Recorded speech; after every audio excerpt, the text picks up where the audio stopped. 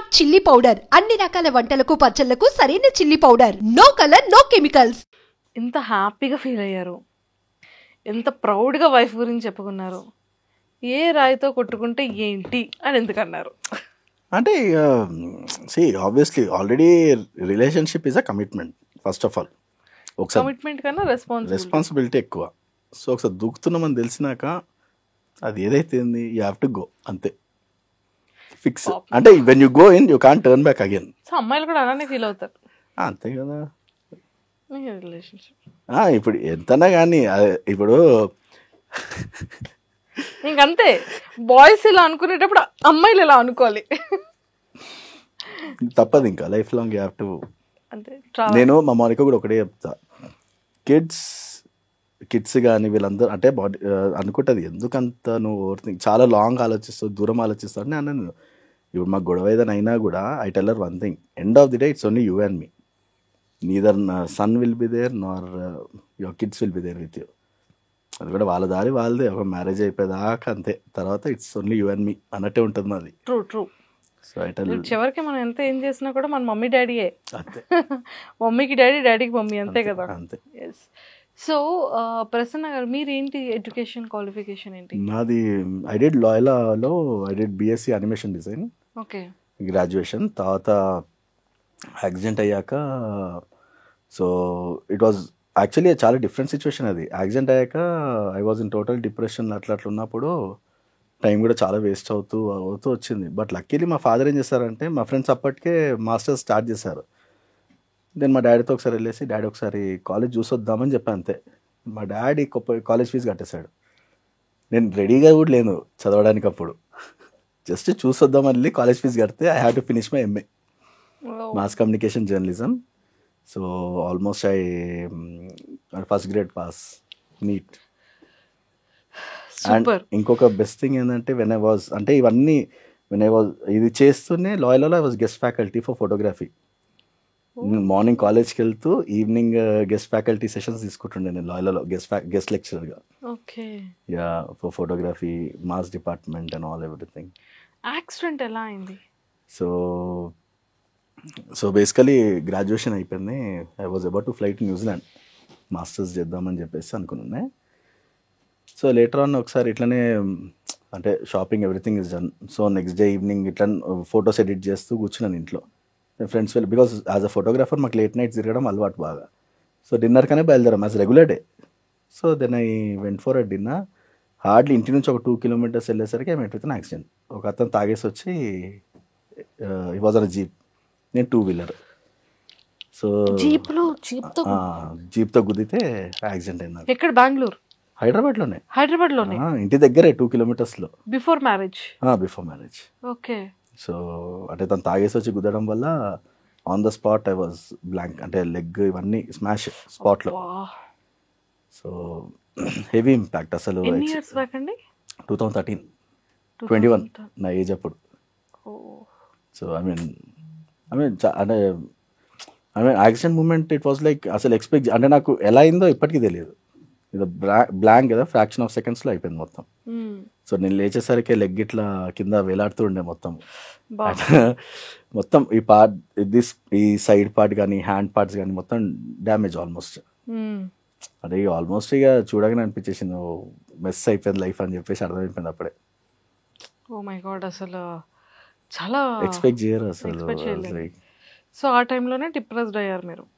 Depressed కంటే కూడా అంటే ఏంటంటే ఒక ప్లాన్డ్ లైఫ్ ఉంటుంది, అది ఒక్కసారి ఆ ప్లాన్ లైఫ్ కొలాప్స్ అయిపోతే ఏం చేయాలో తెలియదు మనకి.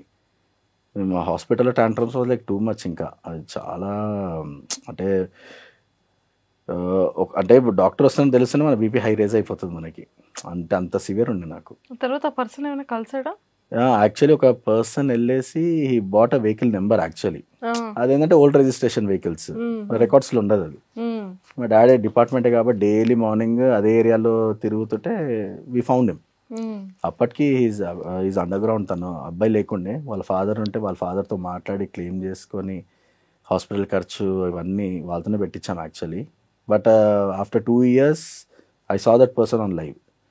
ఈ పర్సన్ యాక్సిడెంట్ అనేది కోర్ట్కి పిలిచినప్పుడు దెన్ ఐ థాట్ అయిపోయింది కదా, లైఫ్ స్మూతే ఉంది కదా ఇప్పుడు అని అనిపించింది. కానీ బట్ లేటర్ ఆన్ ఏజ్ పెరిగే కొద్దీ అది ఎంత పెద్ద ఇంపాక్ట్ చేస్తారో నాకు తెలియలేదు అసలు. అంటే ఆ మూమెంట్కి నడుస్తున్నాము, ఫైన్, వీఆర్ స్టాండింగ్ అనే ఫీలింగ్ ఉండేది మనకి. బట్ లేటర్ నా చిన్న మిస్టేక్ వల్ల ఎవరో తాగేసి వచ్చి చేయడం వల్ల ఇట్ ఎఫెక్టెడ్ అ లాట్. ఇప్పుడు ఏదైనా చేద్దాం అనుకున్నా కూడా I wanted to become a cinematographer. అది ఇప్పుడు కాదు, చేద్దాం అనుకున్నా కూడా కష్టము. ఎందుకంటే హ్యాండ్లింగ్ బిగ్ కెమెరాస్ అనేది కూడా పరిగెత్తడం మనం చాలా ఉంటుంది. సో అట్లా చాలా చాలా మటుకు కాంప్రమైజ్ అయ్యి ఐ మీన్ టు సే ఇప్పుడు అందరిని అలాగా స్ట్రాంగ్ ఉంటారని గ్యారంటీ లేదు మరి. సో ఆబ్వియస్లీ ఇప్పుడు అట్లాంటి సిచ్యువేషన్లో మనం ఎట్లా కోపప్ అవుతున్నాం అనేది ఇంపార్టెంట్.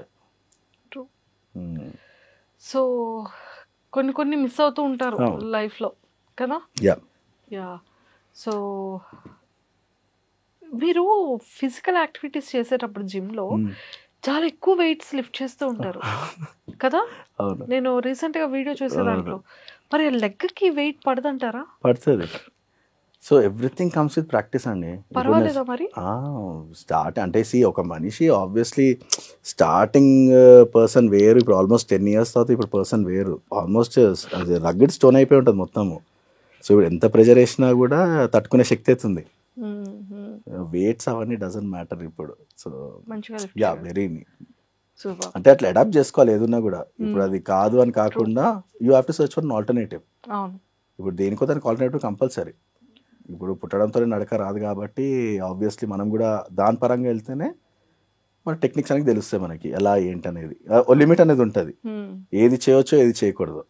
సో అట్లాంటి ఫాలో అయిపోతే యూ కెన్ డూ వర్కౌట్స్ కానీ అన్ని ఎవ్రీథింగ్ ఐ డూ. మీరు యాక్చువల్లీ రాను ఇంకా బిగ్ బాస్ ఎపిసోడ్స్ చూస్తుంటే ఐ డాన్స్డ్ ఆల్సో. అసలు ఎక్స్పెక్ట్ చేయరు. లేదు, టాస్క్లో కూడా మంచి పొట్టాపొట్టి ఇచ్చారని తెలిసింది. మీరు శ్వేత ఇద్దరు కూడా చాలా స్ట్రాంగ్ కంటెస్టెంట్స్ మాకు. అండ్ బయట టాక్ ఇది actually I have to tell something. అంటే బిగ్ బాస్ నేను ఉన్నంతసేపు కూడా ఇది యాక్చువల్లీ బయట టాక్ ఏమనుకుంటారంటే కొంతమంది ప్రసన్నకు సింపతితో పడిపోతాయి కదా, సింపతి చూపిస్తే ఎలా ఇదని చెప్పి అన్నారు. ట్రస్ట్ మీ, మీరు ఒక్కసారి ఎపిసోడ్స్ చూసాక ఎవరు సింపతితో గేమ్ ఆడరు. ఎట్లుంటుంది అంటే లిటరలీ ఒక మనుషులు ఫైట్ చేసి ఎట్లుంటుందో అట్లా ఉంటుంది మీకు. అంత భయంకరంగా ఉంటుంది లిటరలీ. ఫైట్ చేశారు అంటే లుక్స్ కూడా అట్లే ఉంటుంది. అంటే when you on the stage కదా, తిను ఫిజికలీ ఛాలెంజ్డ్, తిను కొంచెం లూజ్, ఏమీ లేదు. నీ వాళ్ళకి మన క్యాలిబర్ తెలిసిపోయింది. సో ఇప్పుడు ఎట్లా అంటే ఐ వాజ్ వెరీ హ్యాపీ. ఇప్పుడు టీమ్స్ డివైడ్ చేసినప్పుడు కూడా first person they use to pick me. ఇప్పుడు ఫిజికల్ టాస్క్ అనగానే ఫస్ట్ పర్సన్ అట్లుంటుండే. Super, I was very happy. అంటే ప్రతి దాంట్లో I was the first person. So అలాంటి మూమెంట్స్ లోనే కదా నేను స్ట్రాంగ్ రా బాబు, నేను ఏదైనా చేయగలను ఫీల్ దట్. అంటే అక్కడే ఎన్లైట్మెంట్ అనేది అవుతుంది మనకి. ఎప్పుడన్నా సరే అక్కడ అంతమంది ఉన్నా కూడా ఫస్ట్ నిన్నే లేపుతున్నారంటే you are something special and you are something strong enough.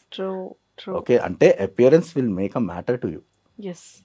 మనం చేస్తామా చేయమా సెకండరీ, కానీ వీడు మన దాంట్లో ఉంటే అడిగారు కూడా. శ్రీముఖి గారు పర్టికులర్గా అడిగారు, ఎందుకు ప్రసన్ననే కావాలి మీకు, వై నాట్, అక్కడ అంతమంది ఉన్నారు కదా, ప్రతిసారి తను ఎందుకు పిక్ చేసుకుంటారని కూడా అడిగారు చాలా మందిని. వాళ్ళు అన్నది ఒకటే మాట ఏంటంటే he's physically, mentally, emotionally very strong. So ఆ ఒక్క దాంతో I feel very much happy. I mean you are almost successful there only. ఒక మనిషికి మనము హోప్ ఇస్తున్నాం అంటేనే you are success there. Super అండి ప్రసన్న గారు.